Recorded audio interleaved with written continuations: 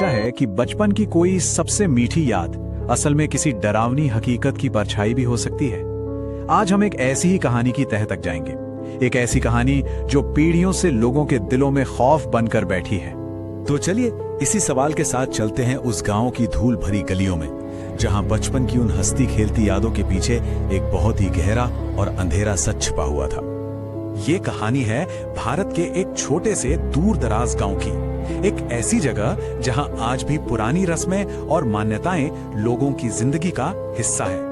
बात है साल 1955 की। सोचिए जरा, वो दौर जब गांव में बिजली से ज्यादा अंधविश्वास की लौ जलती थी। और यही बात इस कहानी को और भी ज्यादा असली और रोंगटे खड़े कर देने वाली बनाती है। तो माहौल तो बन चुका है, अब सीधा चलते हैं उस जगह पर, उस बरगद के पेड़ के नीचे जहां से इस पूरी खौफनाक कहानी ने जन्म लिया।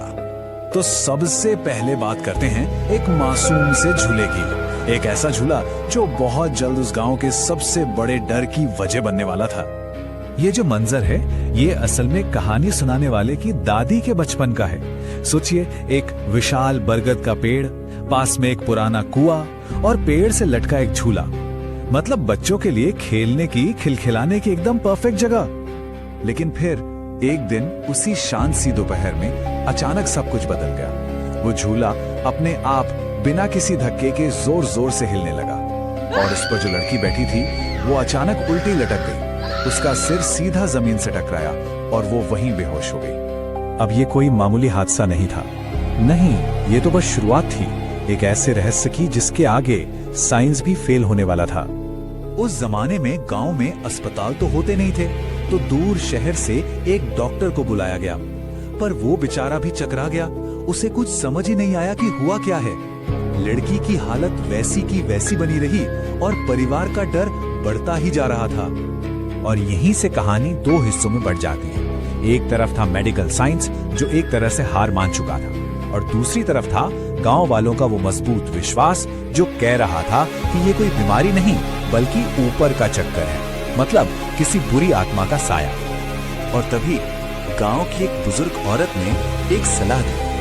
उन्होंने कहा कि इसका इलाज डॉक्टर नहीं बल्कि एक शाने भगत ही कर सकता है। शाने भगत यानी वो इंसान जो आत्माओं से बात कर सकता है, उन्हें काबू में कर सकता है।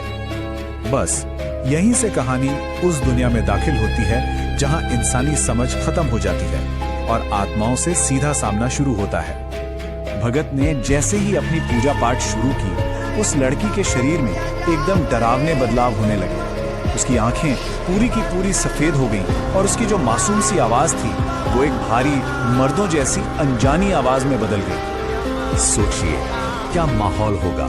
सबके मन में बस एक ही सवाल था, आखिर कौन था उस बच्ची के अंदर। और फिर उसी बदली हुई भारी आवाज ने खुद बताया कि वो कौन है। उसने कहा, मैं उस किसान की बेटी हूं जिसने कुएं में अपनी जान दी थी और अब मैं इस लड़की को नहीं छोड़ूंगी। तो मतलब इस पूरे डर की जड़ वही थी जहां वो बच्चे रोज खेलते थे, वो पुराना मनहूस कुआं। पर कहानी यहीं खत्म नहीं हुई। शाने भगत ने कहा कि ये आत्मा बहुत जिद्दी है, ये इतनी आसानी से नहीं जाएगी। इसे निकालने के लिए किसी और ज्यादा शक्तिशाली इंसान की जरूरत पड़ेगी। अब परिवार के पास बस एक ही उम्मीद बची थी, एक दूसरे ज्यादा पहुंचे हुए बाबा। और बस वो लोग रात की ट्रेन पकड़कर उस बच्ची को लेकर एक बहुत मुश्किल सफर पर निकल पड़े। पूरे 2.5 घंटे, सोचिए 2.5 घंटे तक वो झाड़ फूक चली। एक तरह से ये एक रूहानी जंग थी। एक तरफ एक मासूम बच्ची की जिंदगी थी, तो दूसरी तरफ एक भटकी हुई आत्मा का गुस्सा। और फिर 2.5 घंटों के बाद अचानक कमरे में सन्नाटा छा गया। लड़की ने अपनी असली मासूम आवाज में आंखें खोली। बाबा के हाथ में कांच की बोतल थी। कहते हैं कि उसी बोतल में उस आत्मा को हमेशा के लिए कैद कर लिया गया था और बाद में उस बोतल को जंगल में कहीं बहुत दूर ले जाकर गाड़ दिया गया। वो लड़की तो खैर पूरी तरह ठीक हो गई और अपनी नॉर्मल जिंदगी जीने लगी, लेकिन उस एक घटना ने पूरे गांव के दिल में एक डर हमेशा के लिए बिठा दिया और वो झूला एक भूतही कहानी बन के रह गया।